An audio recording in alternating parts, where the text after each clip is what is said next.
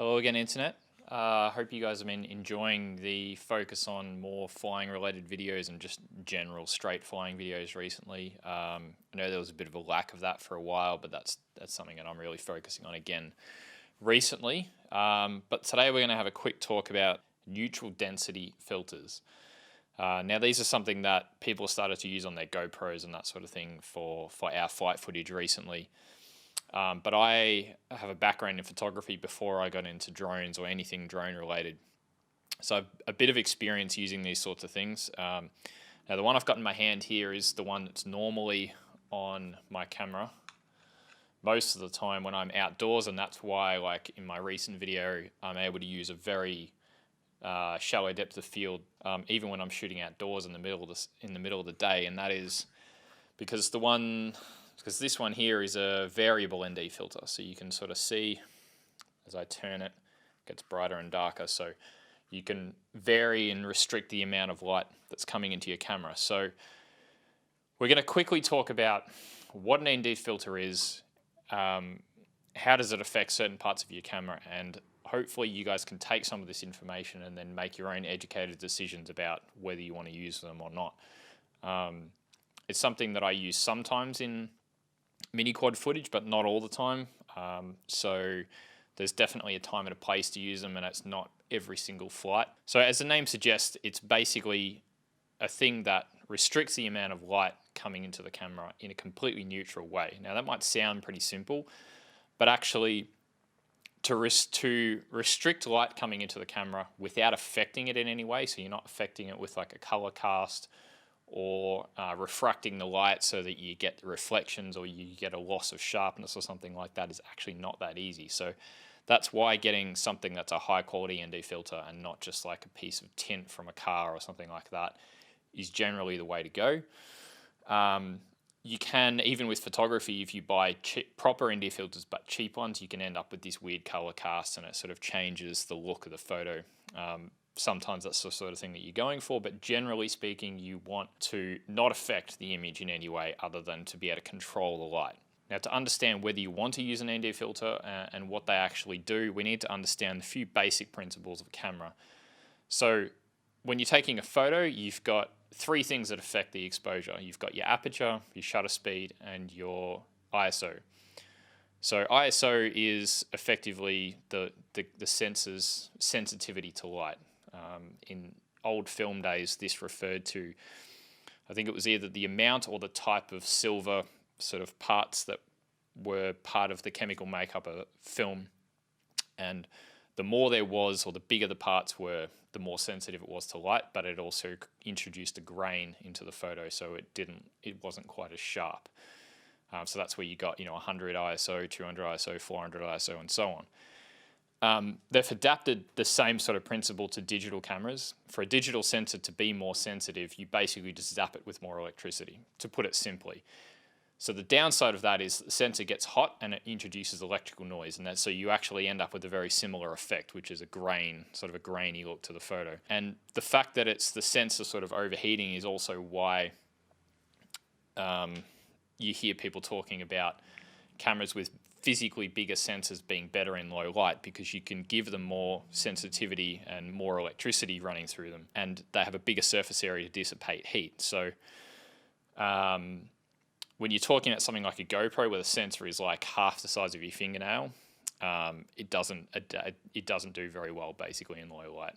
The next variable is aperture, which is the size of the hole in the lens basically, and that obviously affects the amount of light that comes into it. It also affects the depth of field. So like with this lens, for example, it's a very narrow depth of field. That's why it gives it the look that it has. But this is largely irrelevant for our topic today because GoPros are all fixed aperture. So the same as most camera phones, the most like DJI Phantoms, Mavics, all those sorts of things. Pretty much anything that's a really small camera is generally a fixed aperture. So that straight away takes away one of the three variables that you might have to affect the amount of light, and that's why ND filters are such an important part of drone photography and drone videography. So the third value, and the one that we're most concerned with today, is shutter speed. Now this isn't this isn't to be confused with frame rate. Your frame rate is the amount of individual still frames that are taken per second to make up your video. Your shutter speed is the amount of time that each one of those frames is exposed for. So obviously with, say, if you're shooting at 30 FPS, the longest shutter speed that you can have is a 30th of a second. The shortest depends on your camera. It could be 1,000ths, could be 2,000ths of a second. The issue and the reason why it's such a big thing using ND filters for things like GoPros, Mavics, Phantoms, anything like that, is that because they're fixed aperture, even when you set them at 100 ISO, they're still letting in a lot of light. And so when you're shooting on a sunny day, your shutter speed is going to be like 800th of a second or something like that. To understand the problem with that, and to see, I guess there's this rule where you should have double the shutter speed to your frame rate. So you're shooting at 30 FPS, you want to have your shutter speed at a 60th of a second, and that is because you actually want a certain amount of motion blur. So I can demonstrate now why you want some motion blur. At the moment, I'm recording at 60 FPS. And my shutter speed is at 1/20th of a second. So if I move my hand like this, looks pretty normal, nice and blurry. Now I'm going to bump my shutter speed up. It's also going to mess with the lights because that's to do with the refresh rate of the LEDs and that sort of thing. So if I put my shutter speed up to 1/1200th of a second, and now I move my hand, so it's a lot more choppy. You can see that it just doesn't look as natural, and that's because one frame my hand might be here, and then the next frame my hand might be here. And because the shutter speed is so quick, there's no blur between those two frames, so it doesn't look very natural. So I drop my shutter speed back down to 100. So that's 100th of a second. Going up, that's 2,000th of a second, 4,000th of a second, and so on. I can't tell on my little monitor here, but I'm sure that's messing with the quality of the picture because it was also bumping the ISO up to adjust for that because I was letting in less light. So that gives you some idea why having a certain, like matching your shutter speed and your frame rate is important, because it gives you a more natural looking, because you're exposing for more of the time, so you're actually sort of capturing more of what's going on. There's like, if you divide, say, this is 1 second. From this point in time to this point in time, that's a full second. You divide that up 60 times, so that's 60 FPS. Then take one of those 60 FPS, say from here to here. If you're shooting at 800th of a second, you're only exposing for like that section of time. And then the rest of it, you're not capturing anything. So that's one thing. You're not actually seeing a whole lot of what's going on. And if you've got a lot of motion either from the drone or from something that you're filming, a lot is happening between each frame, effectively. So there's the fact that there's movement going on, and you also want some motion blur. Now, there's another reason why using ND filters for filming stuff can be important, and that is if you're tracking something or if you're doing follow footage or something like that. Now, when I'm doing follow footage, if I have all my stuff organized and I can bring the correct ND filter and everything, ideally, what I would like to do, what I'm trying to do, is to match my shutter speed and my frame rate. Not double, but say you're shooting at 30 FPS, I would put my shutter speed at a 30th of a second. Now, the reason I do that is because you're increasing the amount of motion blur again, but only for the things that are moving relative to the camera in the frame. And what I mean by that is, if you look at still photography, when guys are doing motorsport, for example, is probably the most extreme example. In these photos I'm about to show you, what the person taking the photos is doing is moving the camera through. So let's say this is your car, and the car's going through a corner like that. Your camera is tracking the car at the same speed. So the car is not moving relative to the camera or the sensor, but everything else around it is moving. So you end up with this effect where you have this massive amount of motion blur, and that increases the sensation of speed in the photo. So this is some examples of when this is sort of taken to the extreme, and these are photos at like 1/5 of a second and so on. These photos are actually taken by a friend of mine. So that's what you can do with a still photo, but you get a similar sort of effect when you do the same thing with video. If you can have the drone and the car moving like that at the exact same speed, so if you can match the speed of the subject that you're tracking, that subject will stay sharp in your frame, but everything else around it will be blurry, so it makes it look like it's going faster than it is. So I've got some example footage taken with a Phantom. So this is shot at 30 FPS at a 30th of a second using a very heavy ND filter. And then this footage is with the ND filter off at a very high shutter speed. I think it was 800th of a second or 1,000th or something like that. You can also see in this one that the ISO was quite high in order to have such a high shutter speed, and that's why the image looks really crappy. But it also, you can see the choppiness, and that's effectively because of the shutter speed being so high. Okay, so hopefully that gives you a decent amount of information as to what an ND filter, the sorts of effects that ND filters can have if they're used correctly. I'll quickly go over a few of the different types of ND filters that are available.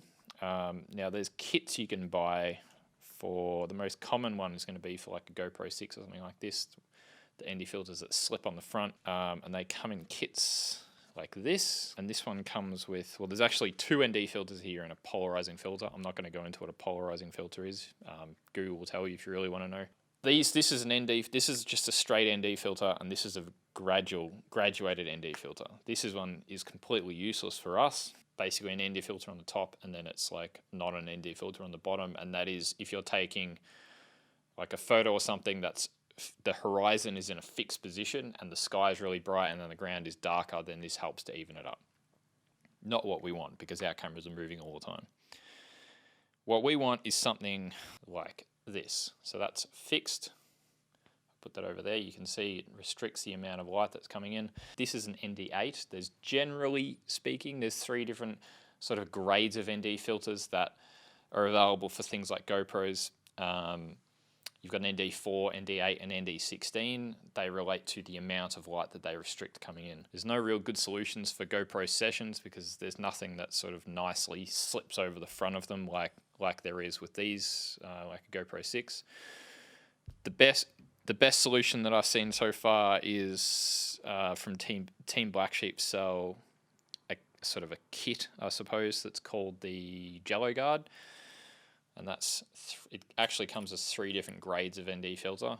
They're all pretty high quality. They're glass, so they're not cheap.